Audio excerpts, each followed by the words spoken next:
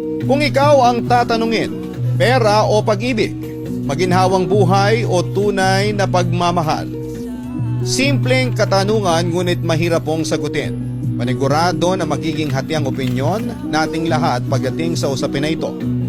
Lahat ay may sariling dahilan kung bakit pipiliin niya ang pera o pag-ibig. Ngunit paano kung mapunta ka sa isang sitwasyon kung saan ay kailangan mong pumili kung pera o pag-ibig? At kahit anong piliin mo ay merong masasaktang iba. Dear Papa Dudut, isang mapagpalang araw sa iyo at sa mga nakikinig ng programa mo via YouTube. Tago mo na lamang po ako sa pangalang Jester. 35 years old at isang OFW dito sa Saudi Arabia. Naisipan kong sumulat sa inyo, Papa Dudut, para kahit papaano ay mailabas ko ang bigat na dinadala ko sa aking dibdib. Ang aking ikukwento ay tungkol sa aking asawa na si Melanie. Parehas na hikahos sa buhay ang pamilya, pinanggalingan namin. Nakilala ko si Melanie noong nagtatrabaho ako sa Manila nang kunin ako ng tita ko para sa pinapagawa niyang bahay. Nagtitinda ng banana Q at kung ano-anong merienda si Melanie. May dala siyang basket at naglalakad siya sa buong subdivision para makabenta. Nagandahan ako sa kanya at kahit na hindi ako gutom ay bumili ako ng tinda niya. Sa una ay nahihiya pa ako pero nang malaman ng isa kong kasama sa trabaho ang pagkagusto ko kay Melanie ay sinimulan nila akong tuksuhin sa kanya. Hanggang sa ang mga katrabaho ko ang gumawa ng paraan para magkakilala kaming dalawa. Doon na ako nagumpisang magpakita ng pagkagusto kay Melanie. Niligawan ko siya at bago matapos ang bahay ng tita ko ay naging kami na. Ang orihinal na plano ay bumalik ako sa probinsya pagkatapos ng trabaho ko sa Maynila. Pero dahil sa nakilala ko na si Melanie at ayokong malayo sa kanya, ay naghanap ako ng panibagong trabaho para hindi ko na kailangan na umalis at iwanan ang aking girlfriend. Nagpa-extra muna ako sa mga ginagawang bahay at building hanggang sa natanggap ako sa isang department store ng isang kilalang mall. Kahit mas kailangan ako sa aming probinsya para sana tumulong sa pagtatanim at pagsasaka, ay mas pinili kong manatili sa Maynila para kay Melanie. Sinabi kasi niya na baka maghiwalay kami kung masyadong malayo ang distansya namin sa isa't isa. Mamimiss niya raw ako. At dahil sa kapos ang pamilya ni Melanie ay ako ang palaging gumagasto sa tuwing kakain kami sa labas o may gusto kaming puntahan. Hindi ko rin matandaan na nabigyan niya ako noon ng regalo. Ako ang palaging may regalo sa kanya kapag monthsary namin. Kapag alam din ni Melanie na bago akong sahod ay nagpapabili siya sa akin minsan ng kung anong kagaya ng damit. Kapag kapos sila sa pera ay umuutang siya sa akin na hindi na niya nababayaran pa. Kaya minsan ay hindi na ako nagpapadala sa aking pamilya. Sa akin ay wala yon, Papa Dudut. Hindi ko iniisip ang perang ginagastos ko kay Melanie dahil mahal na mahal ko siya. Sapat na sa akin ang makita siyang masaya kapag naibibigay ko ang gusto niya. Ang hindi ko gusto kay Melanie ay kapag hindi ko naibibigay ang gusto niya ay nagtatampo siya. Kahit na ipaliwanag kong wala akong pera ay parang hindi niya yon naiintindihan. Kung mayaman sana ako, kahit na hindi na siya magsabi ay kusa ko nang ibibigay. Isang hindi inaasahang bagay ang nangyari. Nang mahigit 2 taon ang aming relasyon, nabuntis ko si Melanie. Hindi namin yon plano dahil medyo bata pa kami ng panahon na yon. Nang malaman ng magulang ni Melanie ang pagbubuntis nito ay nagalit sila sa amin. Hindi raw kami nag-iingat. Hirap ng araw kami sa buhay at ganun pa ang aming ginawa. Sa side ko naman ay hindi sila nagalit pero alam kong na-disappoint sila sa akin.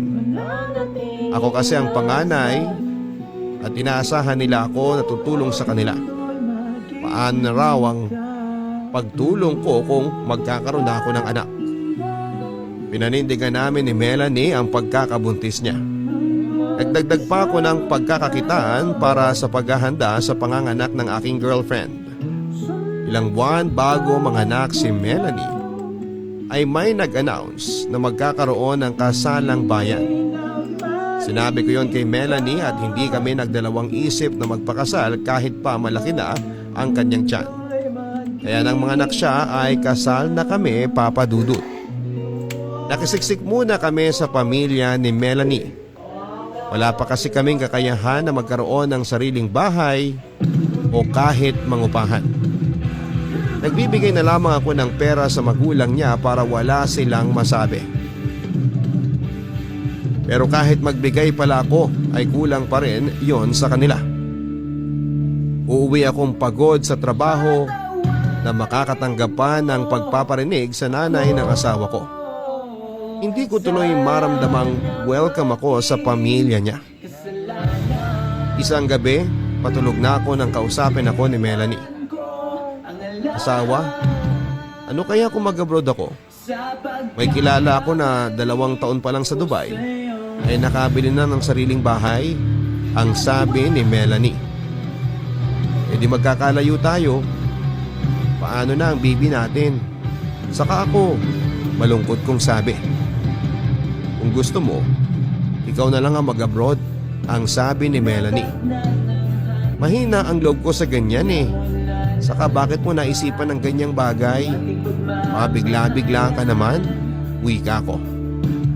Ipinaliwanag ni Melanie sa akin na hindi niya pangarap na habang buhay kaming nasa poder ng pamilya niya. Ang gusto niya ay magkaroon kami ng sariling bahay at negosyo. Hindi ko naman daw kaya na mag-abroad kasi mahina talaga ang loob ko, kaya siya na lamang ang gagawa nun.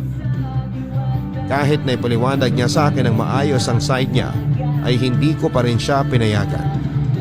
Ang katwiran ko ay mas mabuti na ang magutom kami basta magkasama kami at ang aming anak. Sinunod naman ni Melanie ang desisyon ko, kahit alam ko na labag yon sa kanyang kalooban. 2 taon na ang lumipas ay nasa bahay pa rin kami ng pamilya ni Melanie. Nadagdagan na ang anak namin, 2 babae na, Papa Dudut. Nasanay na ako sa bunganga ng nanay ng aking asawa, na kontento na ako sa buhay na meron kami ng panahon na yon. Pero si Melanie ay hindi. Mataas talaga ang pangarap niya para sa amin. Kaya nagulat na lamang ako nang sabihin niya na kumpleto na ang requirements niya para makapunta sa Dubai at magtrabaho doon. Yun pala ay lihim siyang nag-aasikaso ng pag-alis niya. At alam yon ng buong pamilya niya. Ako lang ang hindi nakakaalam. Sinuportahan siya ng isang kamag-anak nila na nasa ibang bansa sa mga gastos niya para makaalis. Wala na akong nagawa kundi ang hayaan si Melanie sa pag-alis niya. Ano pa ba ang magagawa ko kung meron na siyang plane ticket at 1 linggo na lamang ay pupunta na siya ng Dubai?